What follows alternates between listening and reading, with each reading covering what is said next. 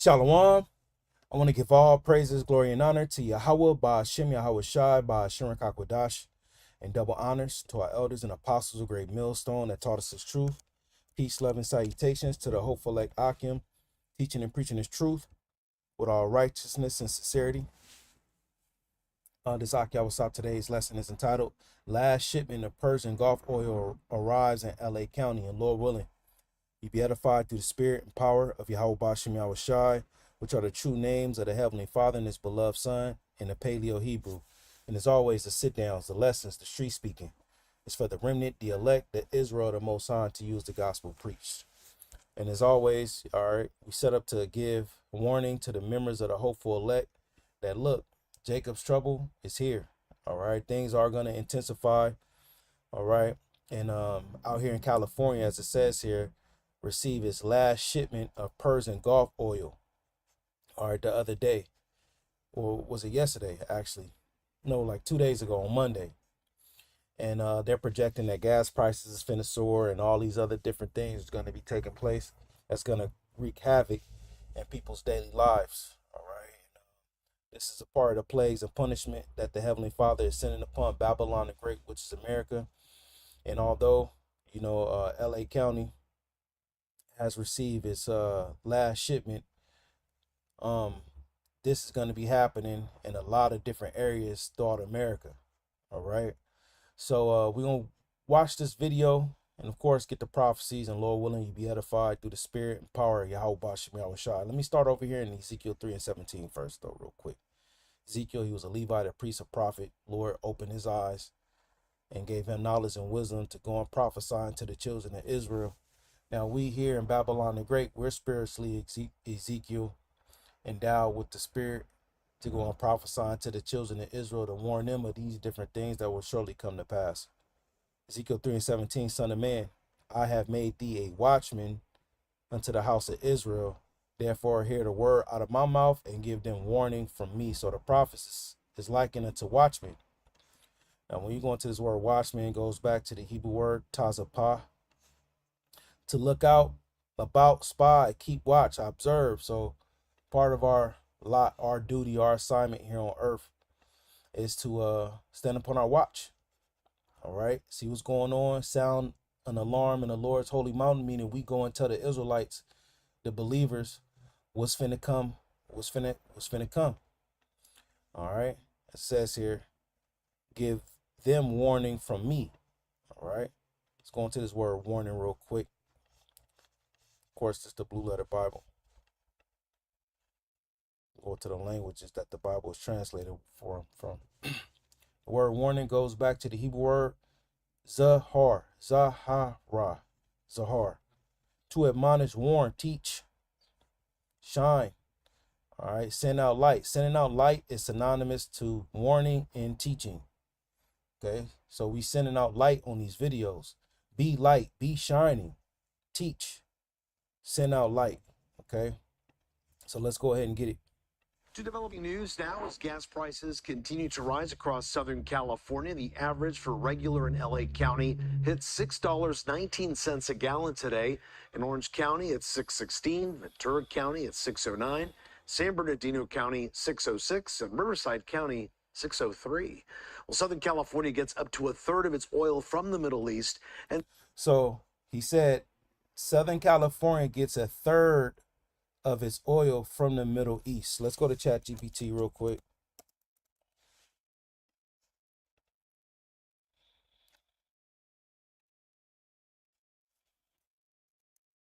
Let's type in California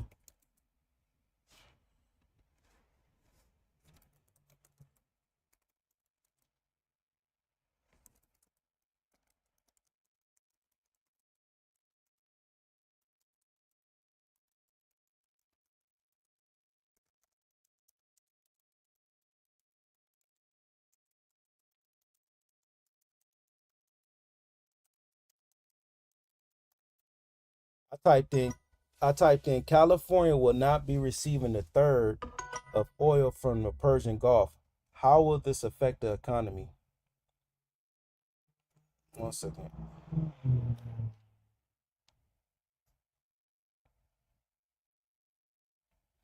All right.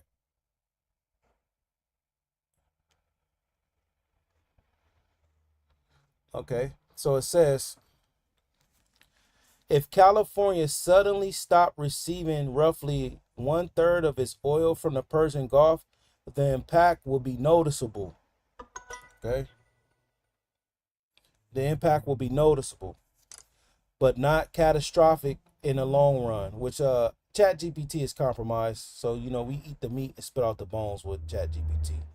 Before it used to be on point, but now, it's like they sold out. The effects will unfold in stages and deepen on how quickly alternative supplies fill the gap. Short-term effects, weeks to months.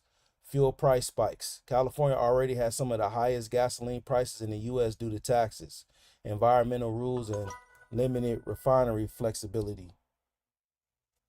Losing a big import source will likely push prices up sharply, potentially well above national averages. Supply tightness. All right. Some refineries are calibrated for specific crude types for the Persian Gulf. Switching to different crude sources like domestic U.S. shale or imports from Latin America isn't always immediate. So one might say, okay, well, we can see about getting that oil from Venezuela.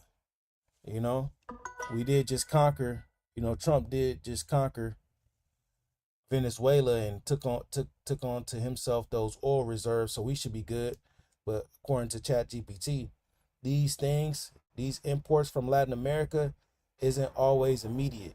Inflation pressure, higher fuel costs ripple into transportation, foods, and goods, rising overall living costs. So this is the fruit of this, man. Midterm adjustment, supply rerouting, refinery adaptation. All right, but that take as it says here months to a couple of years. Long-term effects, acceleration of energy transition. California is already the leader in renewables and electric vehicles. So renewables is them being able to use solar and wind energy. All right, for power. A shock like this could speed adoption of EVs, solar, and storage technologies. And it's always an agenda with this, the bigger picture. California doesn't operate in isolation. Oil is a global commodity. So disruption in the Persian Gulf often affect worldwide prices, not just local supplies. That means even states not directly importing from the region will feel some impact. Bottom line, expect a temporary spike in fuel prices and inflation, followed by adaptation through new suppliers and faster energy transition. The economy would take a hit, but it wouldn't collapse. According to them, according to the scripts, this place is going to collapse. And Esau Edom, which is the so-called white man who's currently in a position of power, his remedy is going to be that he's going to cause all, both small and great, rich and poor, free and bond, to receive technology under the skin. And with it, you'll be able to buy and sell, identify yourself, and have the illusion that you have your life restored, being that this place will collapse. All right, it's going to be a trying time. California has a large, diversified economy that can adjust over time. So basically, this is very bad news for California and for a lot of these areas in the West Coast that gets its oil from these ports. All right, in California, you got Southern California, you got Long Beach port, and then you have the port in San Pedro.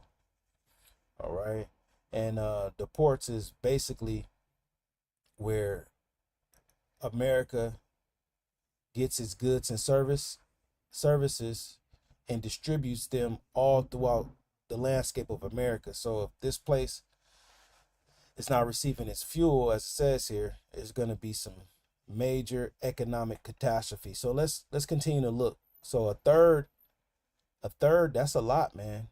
That's over 30%. And tonight, after months of war, it appears that spigot is being turned off. And oil experts warn our fuel supply will drop and prices will only rise even more. CBS LA's Gio Signaris live in the newsroom with a look at the growing concerns at refineries about future supplies. Gio? Well, Juan, in California, as you mentioned, drivers paying just over $6 a gallon on average for regular gas. That's according to Gas Buddy, and again, that's across the entire state. Those are the highest gas prices in the country. A major reason prices could keep climbing, that comes down to supply, and that supply is about to get a lot tighter. When will it end? Anger? Frustration? It's the response shared by countless drivers when you ask how they feel about gas prices. Absolutely. And then you still have a quarter of a tank to go. So, but what are you going to do? Just off the Huntington Beach shore is an oil tanker named New Corolla. It's the last California-bound oil shipment to leave the Strait of Hormuz in the Persian Gulf before the war with Iran started. SkyCal's the only news helicopter in the Los Angeles market, able to grab footage of this ship while flying over the water, thanks to the chopper's pontoons on its skids. The tanker carries 2 million barrels of crude oil, headed for the Marathon refinery in Carson, where it'll be turned into gasoline, diesel, and jet fuel. You know, $6.18 a gallon is pretty elevated. Patrick DeHaan is the head of petroleum analysis at Gas Buddy. I asked him what happens if the strait stays closed into the summer. It would probably lead to gasoline that rises from $6.50 to $7 a gallon. It could lead to diesel that is approaching $8.50 or $9. And it could be restrictive for some airlines. California gets roughly 30% of its foreign crude oil from the Persian Gulf. DeHaan also warns that even if the strait were to reopen tomorrow, prices wouldn't snap back overnight. His rough estimate: for every day the strait stays closed, it'll take about a week for markets to fully recover. And that would put us at 64 weeks, would put us, I believe, into June or July of 2027. Driving back and forth from... You see that? So they're projecting that even if the strait will so-called open up, we will feel the economic ripple effects from it well off into 2027. West LA to Long Beach is a lot. The gas prices is hitting everybody over the head, including me. As for what drivers can do right now to soften the blow, Don says you can do things like slow down, combine trips, use apps to find the cheapest station nearby, and pay with something like a rewards card. But beyond that... But there's not really any magic to bite the bullet here. This is going to be painful. And drivers seem to agree. It's kind of one of those things where if I want to work, then I gotta keep driving. All right, so that's pretty much it. Now, just like what the Lord did in ancient Egypt, which America, also known as Babylon the Great, is spiritual Sodom and Egypt. Now, when you go into the history that took place in Egypt when the Israelites were captive, prior to them being released under the hand of Pharaoh, the Lord sent plagues. All right, and what the Lord was doing was it was destroying that lifestyle and the economy of Egypt. You know, when the Lord was sending diseases on the cattle, all right, turning the water into blood, sending lice, raining down fire and brimstone, all right, sending frogs, all these different, things. It was mocking the gods of Egypt. It was destroying the economy. He sent locusts, and locusts eats up crops. All right.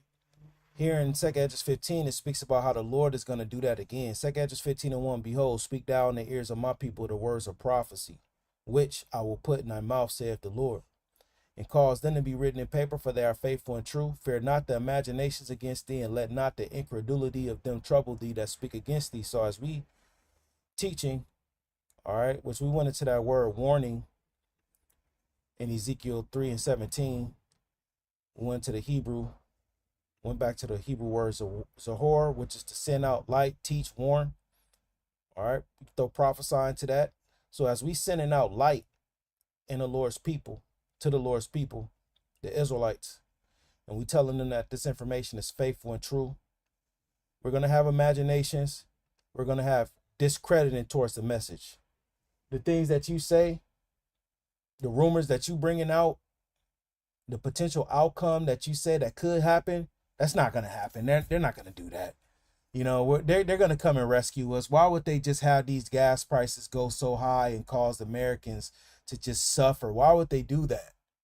Then you got dudes on the other hand that say, well, I don't care how high gas prices go. I'm not walking, But see, what they aren't expecting is fuel rationing. Okay? California could be the first state to push the vibration of fuel rationing, because out in Bangladesh and also in what is it, Slovakia, somewhere out over there in Europe, they're doing fuel rationings, and I spoke about that on these lessons. Fuel rationing. All right. Fuel rationing limits the amount of gasoline or diesel individuals can purchase, often implemented during severe shortages. All right. This is coming. Supply disruptions or high energy prices to ensure fair access and reduce consumption. This is the method that they're going to try to implement to combat the fuel shortage. Once again, in this report, they said that California received 30% of its oil from the Persian Gulf, and they just received a last shipment Monday. Right? So they're going to try to have a solution or a method to combat, the severe shortage. It says methods include daily, weekly purchase caps, 50 liters a car in some regions, odd, even, or QR code based digital systems. So now let's do this. 50 liters, 2 gallons.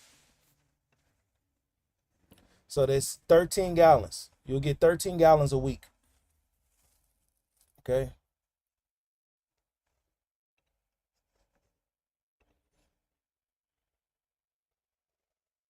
All right. You may then they may say either 13 gallons a week or up to 13 gallons a day.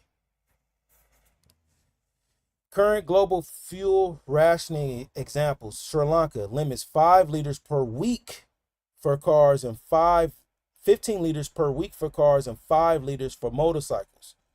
So let's say, for instance, if they implement that here. So that's just under 4 gallons a week.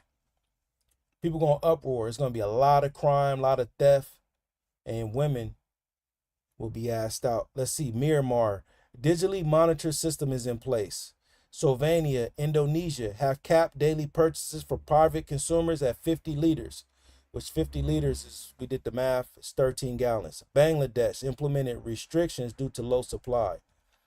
Mechanisms of rationing, quantity caps setting maximum daily, weekly limits per vehicle. So they're going to have some type of digital system where you have to tap into the system. When you go to the gas station, you got to put your little personal information in, and that's going to let you know how much you can get. They'll probably link that up with your license plate number. Odd, even system license plate numbers dictate allowed purchase days. Digital QR systems tracking fuel usage via apps and government databases for personal allocations. So California could be the first state here in Babylon to implement these methods. So going back to 2 Esdras 15 and 4, for all the unfaithful shall die in their unfaithfulness. Behold, saith the Lord, I will bring plagues upon the world, the sword, famine, death, and destruction. Destruction meaning the destructuring of something. All right. And this place not getting gas, not getting fuel and diesel, it's going to cause a destructuring. Destruction, the act or process or result of damaging something so severely, in this case, the fuel system, that it cannot be repaired, rendered useless, or cease to exist. It implies total ruin. All right, and that's what's going to happen. Ruin, demolition, or devastation. Let's look at this word devastation. The Lord's finna bring devastation. Severe destruction, ruin, desolation, often resulting from war, right? What's going on in the so-called Middle East, which is Western Asia. Natural disaster or overwhelming emotional distress. This gas is going to cause overwhelming emotional distress because, you know, the ripple effects of the gas, if you're a contractor, all right, and you got to get to them job sites and they limiting 13 gallons a week or a day, you ain't you know, depending on where you work, you ain't getting there. You got to pick up supplies. You got to come back. You may be miles out. People's going to lose jobs. And another thing, see, we looking at this as, okay, you know, personal thing at the gas station. But a lot of these jobs and corporations, we see it with the Spirit Airlines. They had to shut down operation. And the employees didn't even know that they were going to shut down. They just left them out to dry. Thousands of employees. A lot of these jobs, they can't weather this storm. So a lot of layoffs, a lot of job losses is coming. And that's a part of the plagues and punishment that the Lord is bringing upon this place. Let's go down a little bit. Verse 12, take Exodus 15. Egypt shall mourn. All right, America is going to mourn. And the foundation of it shall be smitten with the plague and punishment that the Most High shall bring upon it. So, all right, the Lord is bringing plagues and punishments. He's judging this place. And this place is going to mourn. All right. Shalom to the Akim on the comment board. Oh, man. Bro, put some heat on here. Let's see what he got.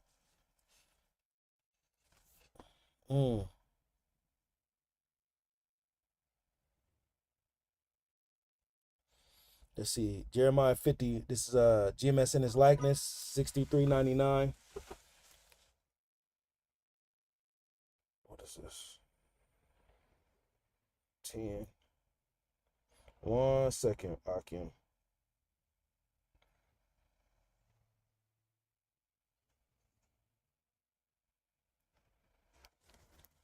Okay.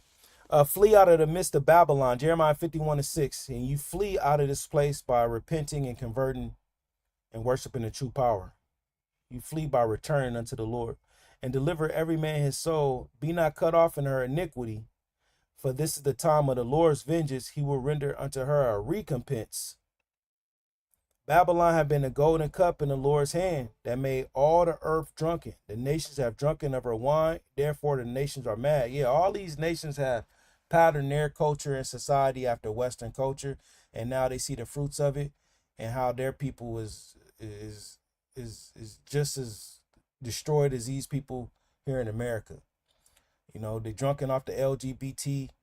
They drunken off of equality. They drunken off of, you know, women having a certain role, which women do have a role, but not the role that America says a woman should have. All right. You know, surpassing the man. All right. They're drunken off of, you know, the American dollar. Like I said, democracy, you know, the voting system. You know, all this stuff had destroyed these nations. But as it says here in the 6th verse, flee out of the midst of Babylon, deliver every man his soul, be not cut off in her iniquity, for this is the day of the Lord's wrath. This is the time of the Lord's vengeance. So you like I said, through the Spirit, you escape or you flee out of Babylon by returning unto the Lord. Verse 8, Babylon is suddenly fallen and is destroyed. How for her take bond for her pain, if so be she may be healed, which the Lord ain't healing this place. The prophecies speak about this place getting destroyed. So as it says here, this place is going to fall and be destroyed, and we're seeing the beginning phases of it. Verse 9, we would have healed Babylon, but she is not healed. Forsake her, let us go every man to his own country, for the judgment reach unto heaven, and is lifted up even to the sky. So this place is going to get judged, and people are going to hear about it. Right? And as I was mentioning, we're seeing the beginning phases of this, man. Right? It's going to get worse. Things are going to get tighter. All right, but the Lord is going to come through for his. Let me bring some comfort real quick. 2 Esdras 2. Because trouble and heaviness is coming. And this is the Lord's judgment. This is the Lord's vengeance. 2 Esdras 2:27, be not weary, for when the day of trouble and heaviness cometh, others shall weep and be sorrowful. We went into that word devastation, emotional distress. All right. People's going to feel that. Others shall weep and be sorrowful, but thou shalt be merry and have an abundance. The heathen shall envy thee, but they shall be able to do nothing against thee, saith the Lord. My hand shall cover thee, so that thy children shall not see hell, which is a low condition. So the Lord is going to come through for his, but we got to see the counsel of the Lord stand. All right, and the power of the counsel of the Lord is that he's bringing plagues and punishment into Egypt again. And that Egypt is speaking about America, which is Babylon the Great. And this oil thing is a major economic blow the Lord is sending. So prepare for the ride, Akin.